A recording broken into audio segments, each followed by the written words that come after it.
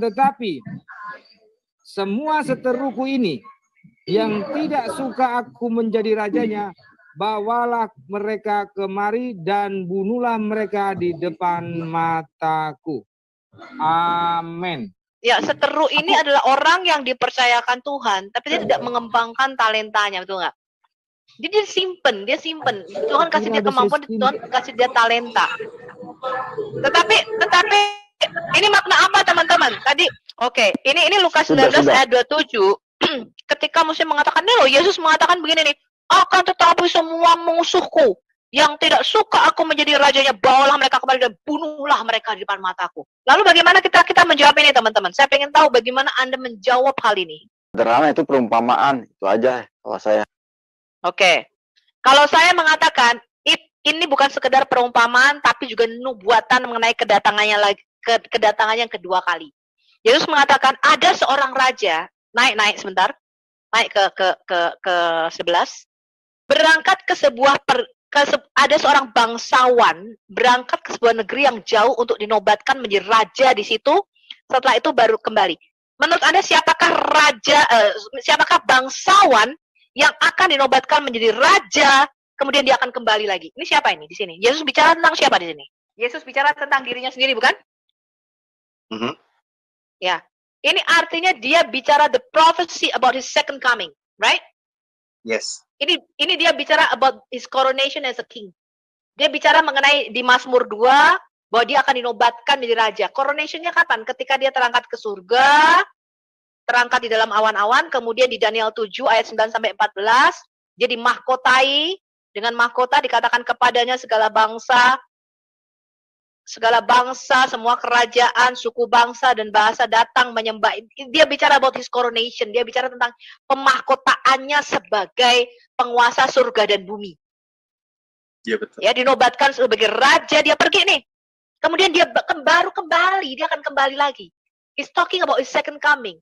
Ketika dia kembali lagi, teman-teman ingat, ketika Yesus kembali lagi, dia tidak datang kedua kali as a baby in a manger. Dia akan datang as a Lion of Judah. Yes. Ya, jadi kitab Wahyu dikatakan Yesus itu anak domba yang disembelih. Tapi bukan cuma anak domba yang disembelih, itu his first coming, and his second coming, he's coming as a king, as a ruler, as a judge. Ketika kedatangan yang kedua kali di dalam kitab Wahyu dikatakan begini, dari mulut Yesus keluar pedang bermata dua. Dan jubahnya dicelup dengan kilangan anggur yang melambangkan darah musuhnya. Kemudian di dalam kitab Yesaya dikatakan Mesias itu jubahnya penuh dengan darah musuhnya. Dicelup dengan darah. So,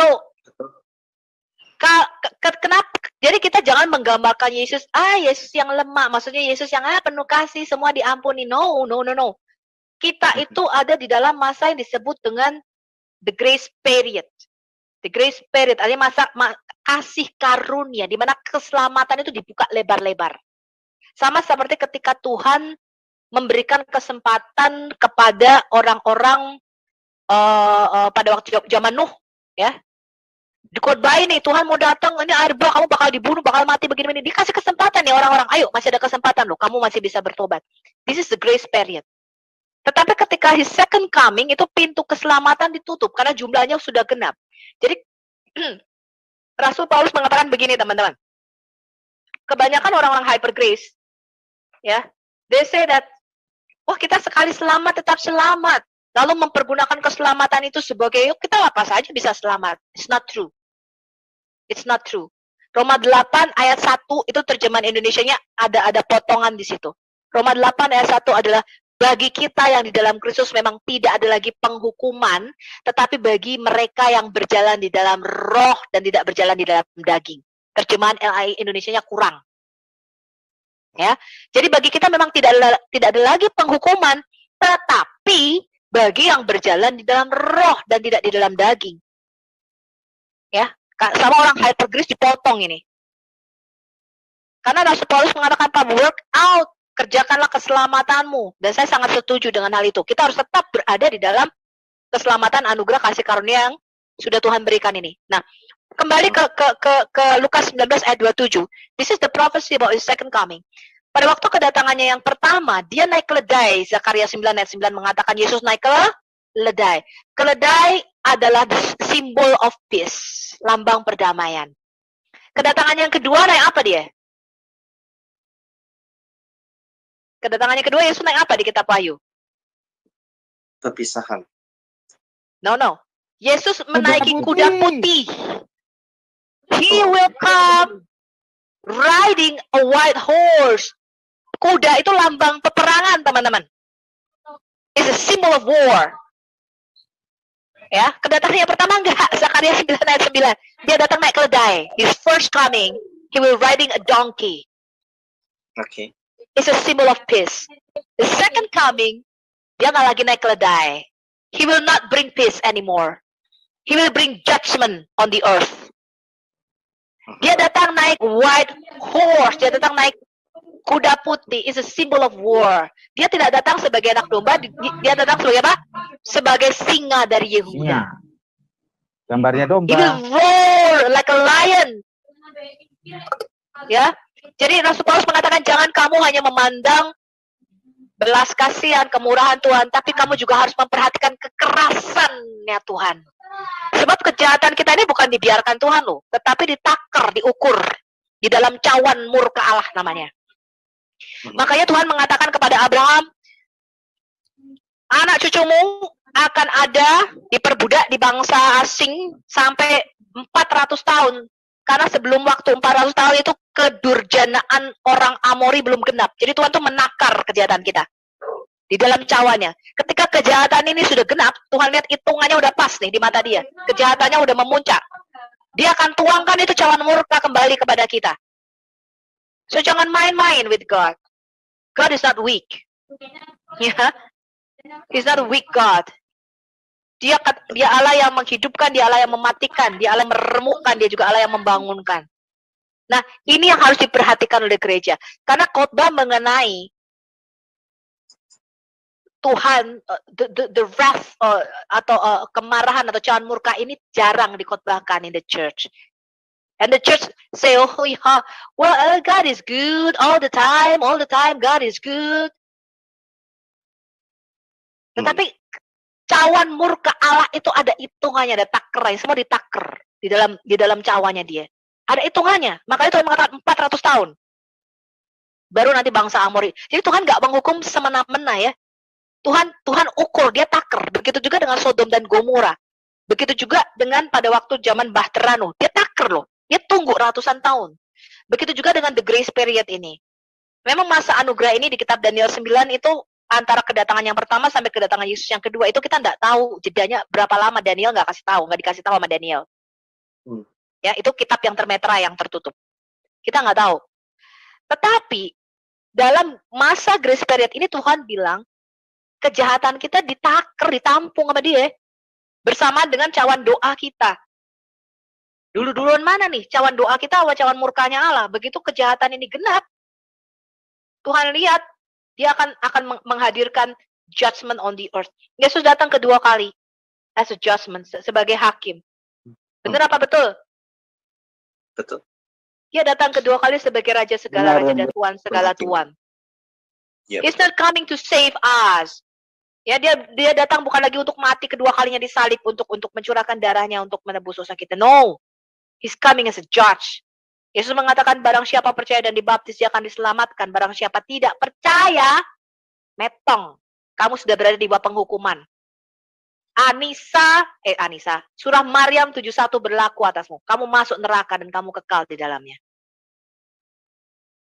Ya, ingat barang siapa percaya dan dibaptis dia akan diselamatkan. Barang siapa tidak percaya sudah ada penghukumannya karena dia tidak percaya di dalam nama anak tunggal Allah kita. Betul. Amen. So, this is what it means. Lukas 19 ayat 27, jangan pernah ragu dan takut bahwa Yesus datang kedua kalinya to kill the Antichrist, untuk membunuh semua yang menolak dia sebagai Tuhan dan Raja. Karena dia sudah kasih begitu banyak waktu, the grace period, sampai jumlah yang genap dari bangsa-bangsa lain. Itu ditutup. Roma 11 dikatakan kita ini dari beberapa batang ya pokok zaitun asli dipatahkan nama Tuhan, artinya orang Yahudi asli dipatahkan karena ketidakpercayaan mereka. Kita dari goyim bangsa lain dicangkokkan ke dalam batang asli itu sampai jumlah yang genap dari bangsa-bangsa lain itu masuk. Kalau Tuhan ngerasa ini jumlahnya sudah genap, orang yang diselamatkan, game over, pintu keselamatan ditutup. Tidak ada lagi keselamatan pada waktu kedatangan yang kedua. So Lukas 19 ayat 27, talking about his second coming as a judge, as a ruler, as a king of kings, as Lord of lords, and he will kill you. Ya, jubahnya akan dicelup dengan darah dan dia akan ada pedang yang keluar dari mulutnya. Dia akan datang with war, dengan peperangan. Ya, jangan pernah malu orang Kristen mengatakan Yesus akan datang untuk membunuh. Ya dia Tuhan kok, yang berhak membunuh ya dia. Ya itu as my opinion about Lukas 19 ayat 27. Silakan kalau ada mau menambahi. Ya, dekat Lukas 21 12:51. Adakah Anda berfikir bahawa saya datang untuk membawa kedamaian di bumi? Tidak. Aku memberitahu Anda tetapi perpecahan. Samalah. Dia merujuk kepada kisah yang perumpamaan itu. Kemudian dekat 25 ayat 2. Matius 25 ayat 2. Dan 5 dari mereka kurang cerdik dan 5 orang bijak. Kenapa? Sebab Matius 25 ayat 32. Dan semua bangsa akan dikumpul di hadapannya. Dan dia akan memisah mereka satu sama lain. Seperti gembala memisahkan domba dari kambing. 25:33. Dia akan meletakkan domba di sebelah kanannya dan kambing di sebelah kirinya. Kemudian kena bacalah yang seterusnya. Dia kata yang domba tu dia akan ada tempat yang telah disediakan, ada tempat yang bagus. Lepas tu yang di kiri itu kambing-kambing akan mempunyai tempat yang pedih. Aku tambahin dikit ya tentang pedang. Ini memang agak mencengangkan ya untuk mendengar istilah pedang gitu ya. Oke, di dalam perjanjian lama, yaitu di dalam Ulangan 34 boleh minta tolong di share screen. Ulangan 32 ayat 41. Sebenarnya kata pedang itu sebenarnya itu berbicara tentang penghakiman. Jadi itu Yesus atau Yeshua itu berbicara tentang penghakimannya yang kelak dia akan datang. Ulangan 32 ayat yang ke-41. Ya, dikatakan apabila Tuhan mengasah pedang ya di sini ya. Apabila aku mengasah pedangku yang berkilat-kilat dan tanganku memegang penghukuman, maka aku membalas dendam kepada lawanku dan mengadakan pembalasan kepada yang membenci aku. Ya, jadi, good. Ini berhubungan dengan Lukas 19:27 tadi ya. Sambil ditekankan Bu Sofi, pedang itu simbol apa? Ya, penghakiman Allah berarti ya. Cawan murka Allah nih. Tentang penghakiman. Nah, sedangkan di dalam Yesaya 27 ayat yang pertama, di sini dikatakan pada waktu itu Tuhan akan melaksanakan hukuman. Ayat berapa? 27. Yesaya 27 ayat 1.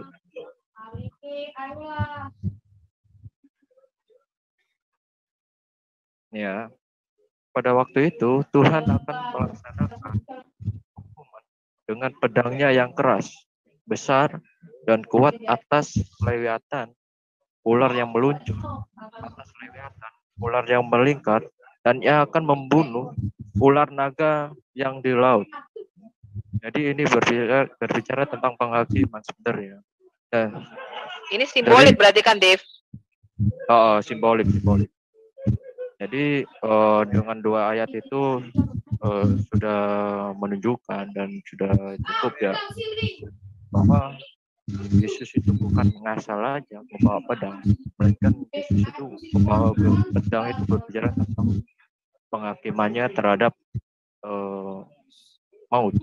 Bahkan orang-orang yang menolak dan tidak mengikuti segala perintah yang ia berikan itu juga dibawa penghakimannya. Jadi seperti itu. Lanjut teman-teman. Berarti kalau tadi di Lukas 19:27 Yesus mengatakan dia akan menghakimi semua orang yang membenci dia, yang tidak suka dia menjadi rajanya. Kemudian tadi di Ulangan 32 ayat 41 Tuhan sendiri, Yahweh sendiri mengatakan, aku akan mengasah pedangku bagi semua musuh-musuhku. Berarti Tuhan menyatakan, Yesus adalah Yahweh itu sendiri, Tuhan itu sendiri yang akan datang dengan penghakiman, ya enggak? Iya. Boleh saya tambahkan, Bu Sofi? Soal pedang. Ya. Aku tambah satu ayat dulu dong. Roma 13 ayat 4, baca ya, kasih screen dulu. Masuk enggak ini? Kenapa Siapakah kita harus yang akan menghormati memisahkan pemerintah? kita dari kasih Kristus? Ya. Karena Roma 13 ayat 4, karena pemerintah adalah hamba Allah untuk kebaikanmu. Tetapi jika engkau berbuat jahat, takutlah akan dia. Karena tidak percuma pemerintah menyandang pedang.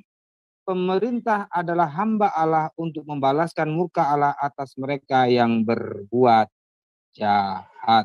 Amin. Berarti ini simbol sebagai otoritas atau pemegang kekuasaan ya di sini pedang ya. Kuasa, Betul. penguasa Tuhan. Itu cara bacanya teman-teman Muslim ya. Kalau baca Alkitabnya yang cerdas. Iya.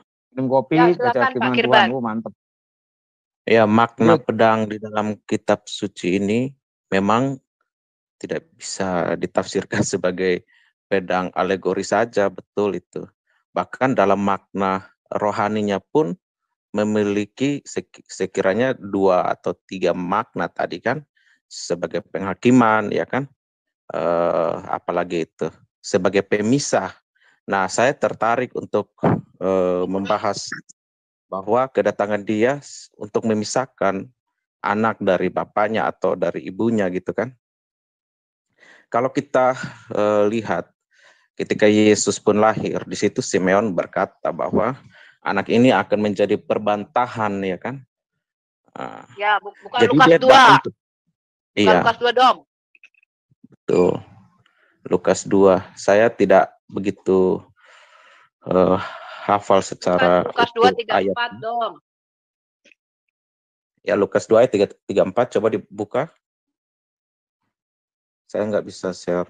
Ya, betul. Berarti makna literal, kemudian simbolik, alegoris atau metafor ya. Ya, lalu Simon memberkati mereka dan berkata kepada Maria, ibu anak itu. Ayat 34, bro. Sesungguhnya anak ini ditentukan untuk menjatuhkan atau membangkitkan banyak orang di Israel dan untuk menjadi suatu tanda yang menimbulkan perbantahan dan suatu pedang akan menembus jiwamu sendiri supaya menjadi nyata pikiran hati banyak orang. Nah, kalau kita lihat di ayat ini, ketika Yesus pun mengajar di Bait Allah, dia mengecam orang-orang Farisi. Nah, di situ terjadi perpecahan gitu. Ada orang yang percaya Yesus itu nabi yang akan datang, ada yang percaya dia ini sebagai Mesias, tetapi tidak sedikit juga yang menolak dia. Jadi kedatangan dia memang untuk memisahkan orang-orang fasik, karena untuk memisahkan orang jahat dengan orang benar itu gampang sekali sebenarnya. Kita dari perilaku orang di luar sana kita bisa lihat kan, penjahat yang bunuh-bunuh orang itu kita bisa tahu, oh orang ini jahat sekali. Orang baik itu kita bisa nilai. Tetapi orang fasik itu yang sulit dilihat secara kasat mata gitu. Karena apa? Karena orang bisa saja melakukan kebaikan di mata kita, kita lihat, oh dia bantu orang. Tetapi niat di dalam hati itu kan yang kita tidak tahu. Apakah dia bantu orang itu motivasinya apa? Begitupun orang-orang yang di perjanjian di zaman Yesus, orang-orang Farisi ini, mereka berdoa di jalan-jalan, ya kan, puasa tunjukkan mukanya loyo gitu kan. Padahal Yesus bilang kalau puasa ya cuci mukamu kan. Jadi sulit untuk mendeteksi orang-orang munafik ini. Nah, firman Tuhan itu yang bisa memisahkan itu. Kedatangan Yesus itu memisahkan. Jadi orang Israel yang notabene dikenal sebagai jemaat Tuhan, pastilah akan dikatakan, oh ini umat pilihan Allah. Tetapi di antara umat pilihan Allah yang begini banyak, nggak mungkin ya, kita tentu tahu bahwa moralnya ambruk. Artinya Ada orang yang benar-benar jahat dan mengakui kesalahan seperti pemungut cukai, tetapi ada orang-orang munafik sama seperti orang Farisi gitu. Jadi ada 3 tipe kalau saya lihat.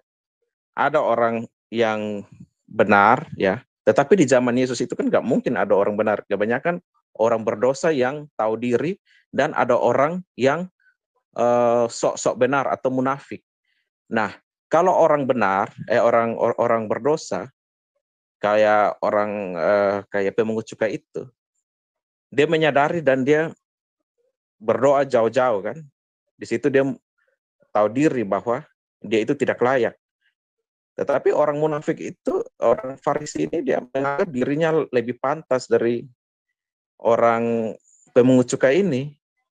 Nah, inilah yang susah ditakar gitu.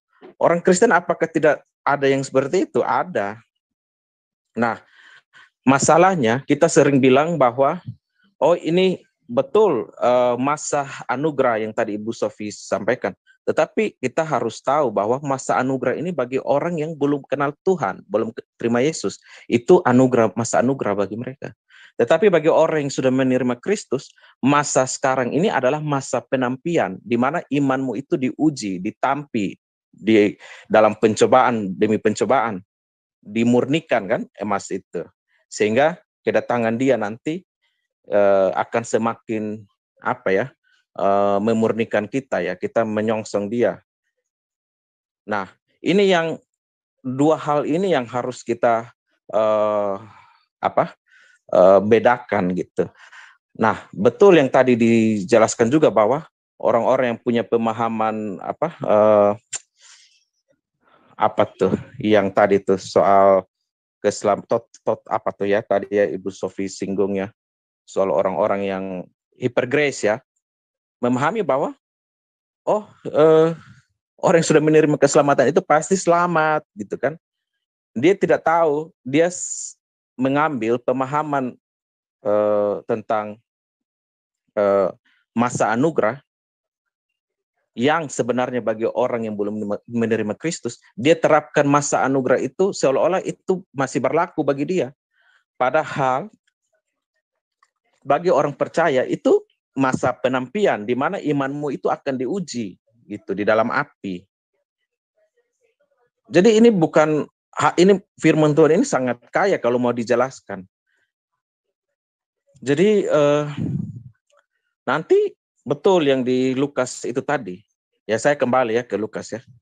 Bahwa yang disampaikan Ibu Sofi itu memang tepat sekali, bahwa Tuhan Dia akan memisahkan kambing dengan domba. Orang-orang benar yang betul-betul murni melakukan kebenaran firman Tuhan dari firman Tuhan, perintah Tuhan. Tetapi ada orang-orang yang memang memakai jubah imam ya, tetapi sebenarnya kemunafikan yang dilakukan mereka ya. Banyak orang-orang munafik juga yang kita tahu ya, dibungkus dengan agama segala macam untuk menggolkan tujuan politik atau apapun ya. Nah, ini yang sulit dideteksi, manusia-manusia munafik. Itu yang sulit gitu. Hanya Tuhan yang bisa memisahkan itu. Nah, tugas kita kan sebagai orang percaya, ya kita hanya bisa melakukan apa yang sudah Tuhan minta, apa yang Tuhan minta ya. Ya, ketika kamu diberi talenta 10, hasilkan 10 gitu kan. Tetapi bagi yang tidak menghasilkan apa-apa, apa yang ada padanya diambil. Nah, itu akan dimiskinkan kalau kita bilang sekarang ya, dimiskinkan. Artinya ya, di luar Yesus itu kamu nggak bisa berbuat dan nggak bisa buat apa-apa. Tetapi kalau orang yang hidup di dalam Tuhan, dia akan bertambah dan bertambah terus. Nah, ini bukan soal hal jasmani saja, tetapi lebih daripada itu hal rohani, karena pada masa-masa akhir, orang ketika diuji imannya, itu dia akan mempertaruhkan, dia mau mengikuti keinginan daging, mau mempertahankan apa yang dia anggap berharga seperti oh anak ini bagi saya berharga, saya akan menyangkal iman saya karena saya nggak mau anak saya dibunuh. Orang bisa saja seperti itu. Nah itu yang tadi juga ditekankan di dalam Matius tadi.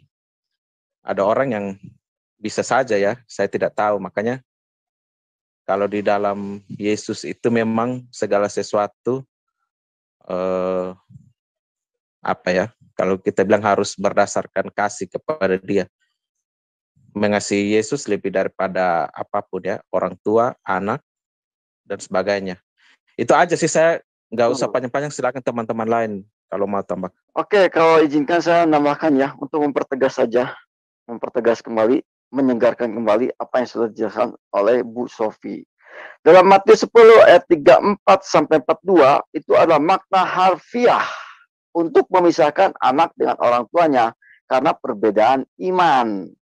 Ini ayatnya. Jangan kamu nyangka bahwa aku datang untuk membawa damai di atas bumi. Aku datang bukan untuk membawa damai, melainkan pedang. Ini makna harfiahnya, yaitu memisahkan orang dengan seisi rumahnya karena perbedaan iman.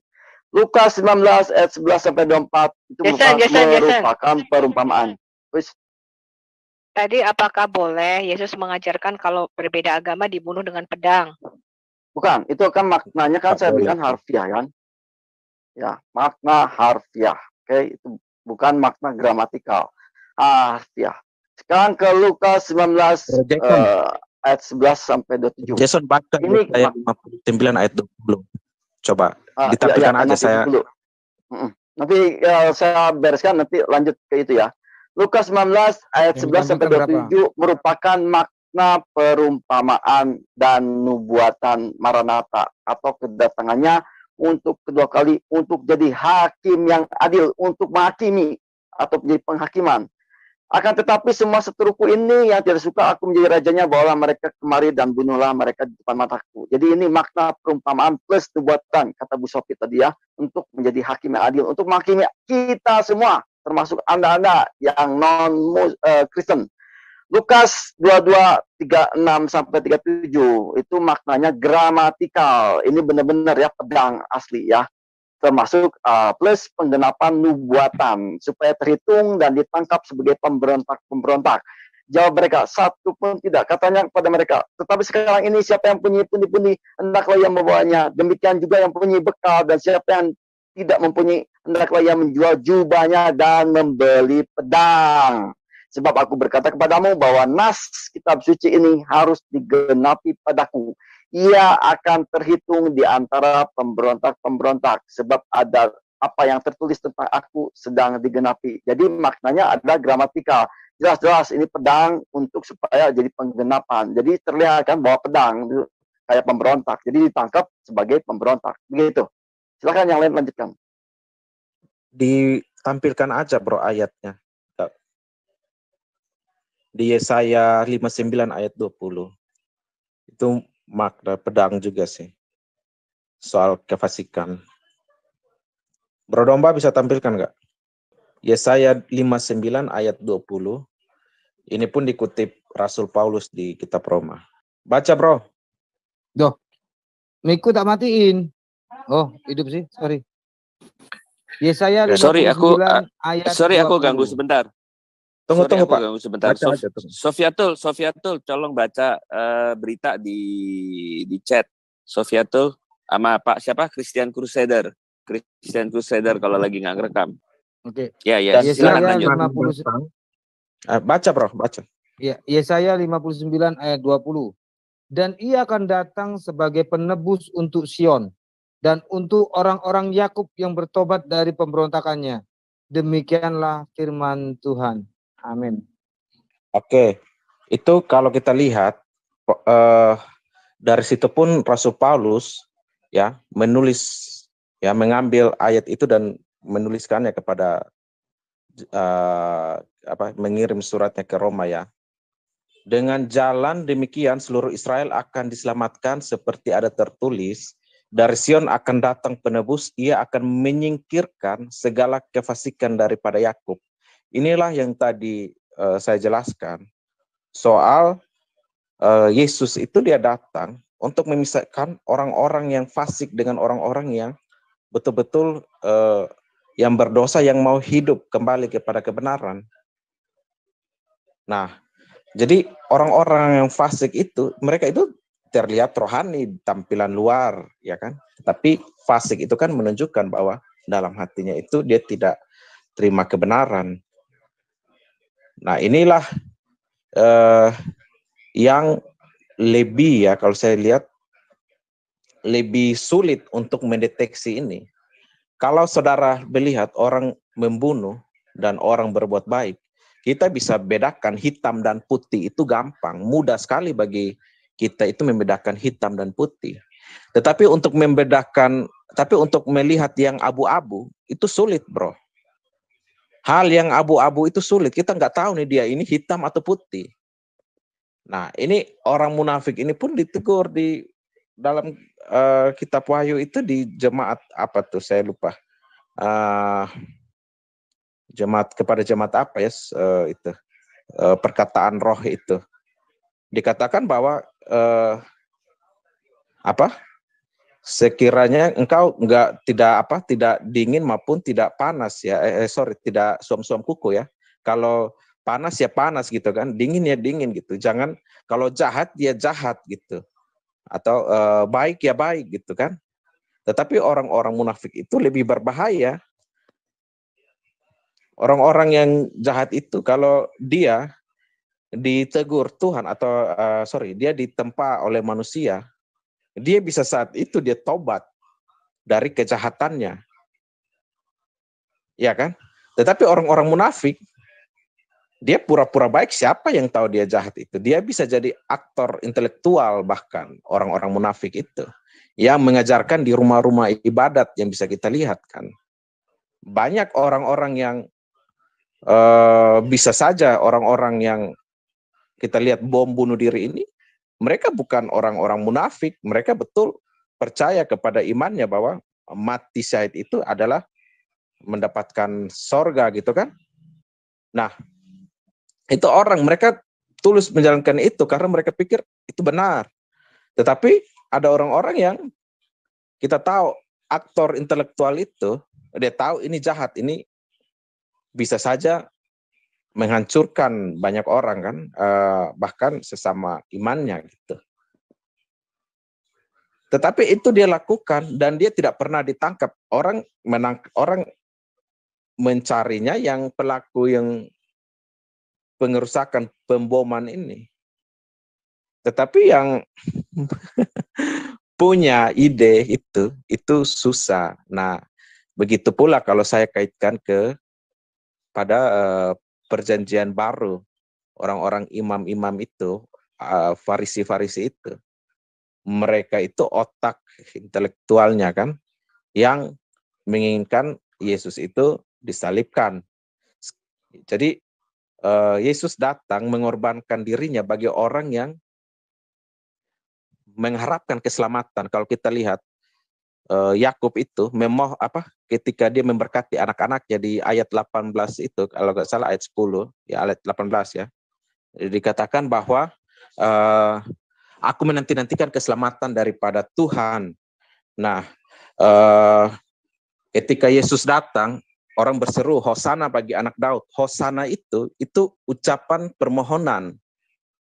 Permohonan apa? Permohonan keselamatan.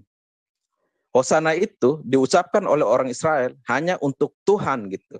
Tidak pernah untuk seorang manusia. Jadi Hosana itu adalah kata yang mulia yang hanya dinaikkan bagi Tuhan. Nah, orang-orang yang menanti-nantikan keselamatan daripada Tuhan, dialah yang akan mendapatkan keselamatan itu. Tetapi bagi mereka yang munafik, ya, mereka enggak. Ketika Yesus datang, mereka apakah membutuhkan keselamatan daripada dia? Kan tidak. Jadi susah gitu kan. Makanya Yohanes pun menuliskan bahwa apabila kamu mengaku dengan mulutmu, ya kan, mengaku dosa ya, maka ia yang adalah setia dan adil akan mengampuni segala dosamu. Jadi bukan dia mati di atas kayu salib, lalu dengan seenaknya semua orang diselamatkan begitu saja. Tidak bisa begitu. Orang yang berdosa itu harusnya dia tahu diri dan dia memohon ampun, memohon keselamatan. Karena keselamatan itu akan dianugerahkan bagi orang yang memohon.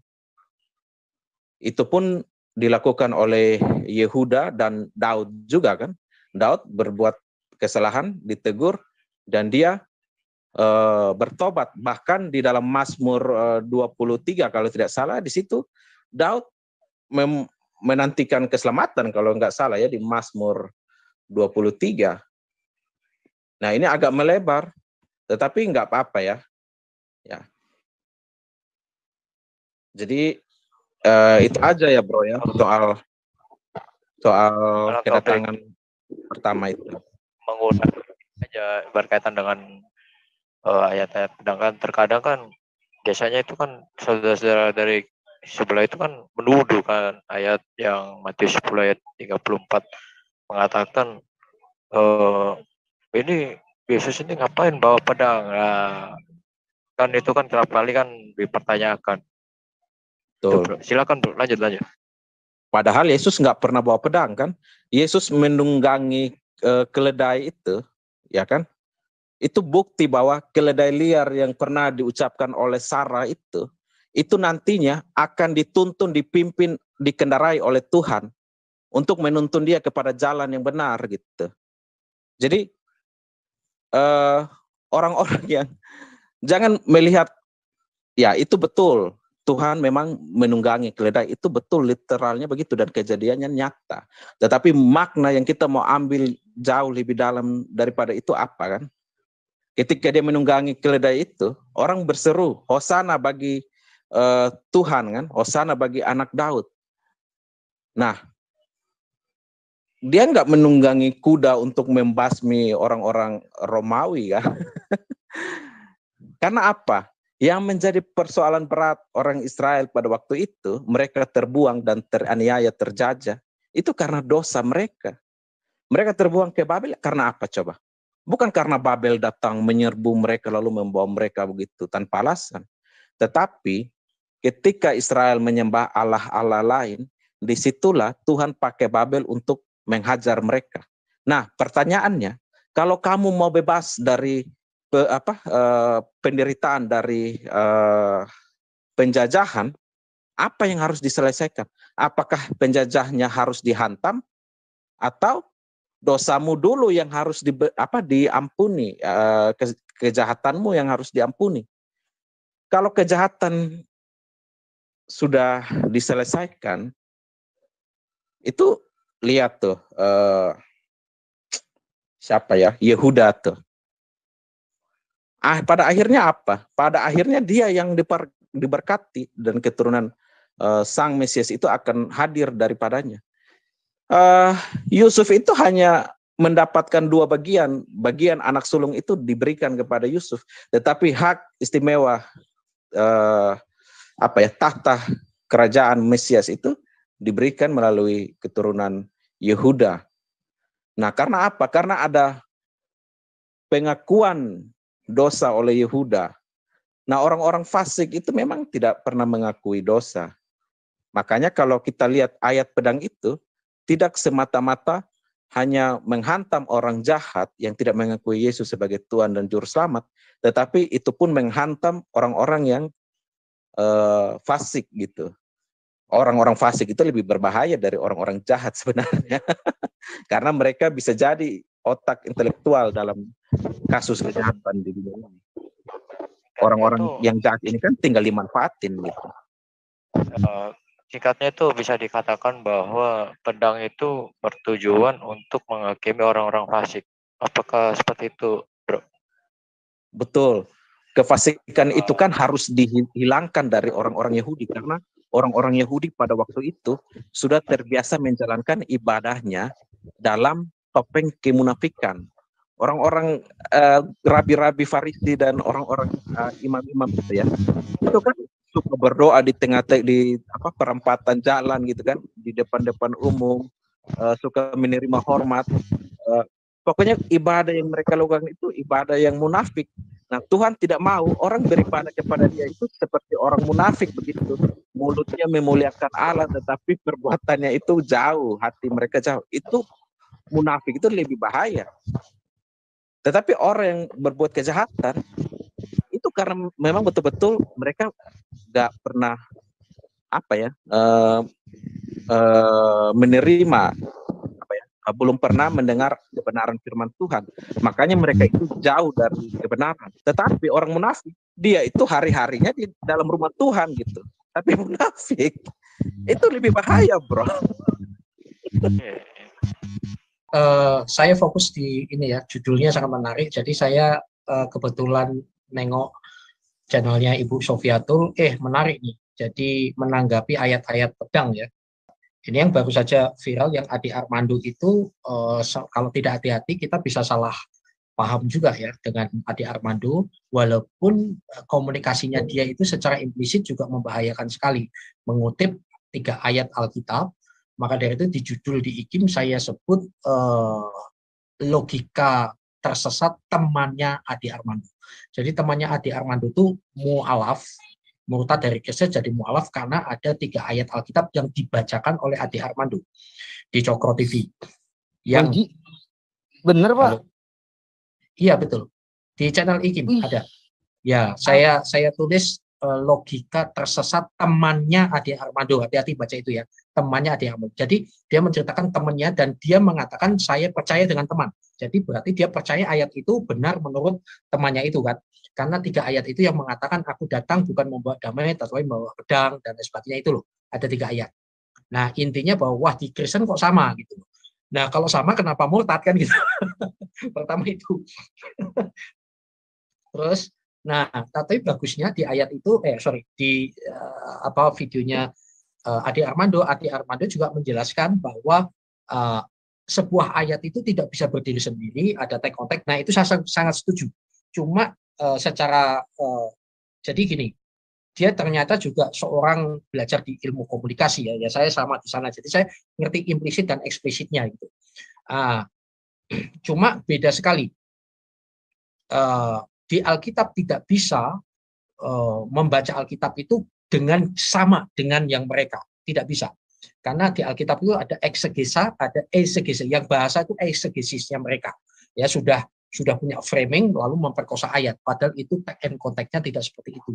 Dan seringkali orang-orang Islam itu tidak mau membedakan ini adalah perumpamaan atau fakta dan lain sebagainya. Enggak, mereka adalah bani tekstual. Sedangkan sahabat saya Ustadz Miftah Kul mengatakan orang-orang yang intoleran itu adalah orang-orang tekstual, telan mentah-mentah. Nah itu yang bahaya sekali. Itulah yang terjadi. Nah saudara-saudara terutama yang non-Kristen, tidak ada ayat-ayat pedang. Kalau toh ada, itu adalah sejarah yang harus dipahami tag and konteksnya. Kalau tidak bahaya. Maka bahkan secara mengatakan bahwa orang Kristen siap angkat senjata, itu udah salah kaprah. Jadi hati-hati. Saya rasa Ibu Sofiatul tadi sudah menjelaskan ya, saya tidak perlu mengulang. Jadi ekspresi kita adalah representasi dari ajaran yang kita anut. Jadi orang beragama itu ekspresinya dan implementasinya karena 2 hal. 1, belief sistemnya, sistem kepercayaannya. Yang kedua, rule modelnya. Oke. Bagaimana orang Kristen bertindak dalam menghadapi hujatan dan seterusnya?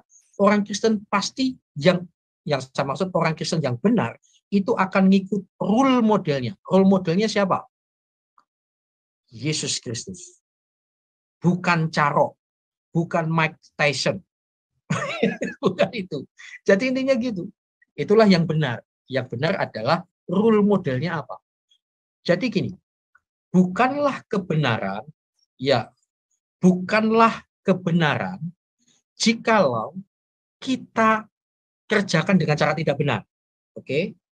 Saya tidak setuju dengan Pak Hari Halim karena debat terus, saya dipersekusi Pak Hari Halim. Ini hanya contoh ya Pak Hari, ini sahabat saya. Lalu untuk menyatakan kebenaran, oke Pak, ayo kita berkelahi sampai mati. Bukan begitu, tidak ada ayatnya. Tidak ada ayatnya. Jadi sekali lagi, bukan kebenaran jika kita kerjakan dengan cara tidak benar. Kebenaran itu apa? Akulah jalan kebenaran, yaitu Yesus.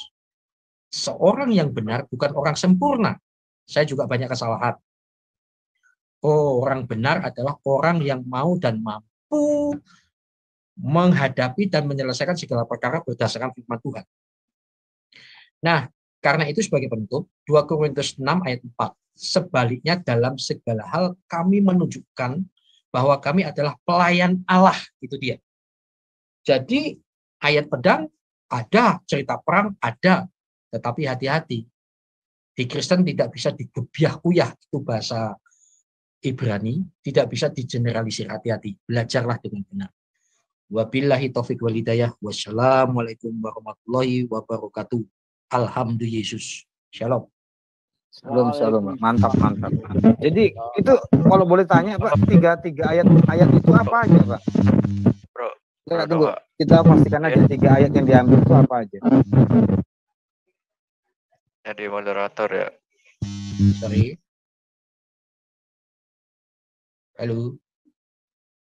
Iya Pak, Ya. silakan Pak. Ya itu tadi yang perumpamaan Yesus. Jangan kamu kira, sorry Sati, bukan penghafal yang baik, mungkin bisa di-search di Alkitab. Membawa ya. damai, Aku membawa datang pedang. jangan kira membawa damai, aku membawa pemisah, pedang, bawalah hamba-hamba itu supaya bunuhlah mereka. Dan mereka nggak ngerti itu ada ilustrasi semua. Iya. Nah, Sebetulnya itu bahaya. gini Pak, kalau menurut saya Pak, ya. Kalau umpamanya dia sekolah SD yang sudah bisa membaca, pasti dia tahu maksudnya. Contoh, kalau anak SD suatu cerita, terus di bawahnya itu kan ada pertanyaan. Budi bermain dengan siapa? Ya, kan pasti ada itu Pak. Jadi dibaca dulu kan semua habis. Kalau anak SD itu tidak membaca itu semua soal ceritanya dengan baik, maka jawabannya akan salah semua. Nah, kalau orang dewasa yang Bapak katakan seperti tadi itu, memang dia memframing itu. Ya, betul Pak. Jadi gini Pak, bagian akhir saya permisi, mohon izin.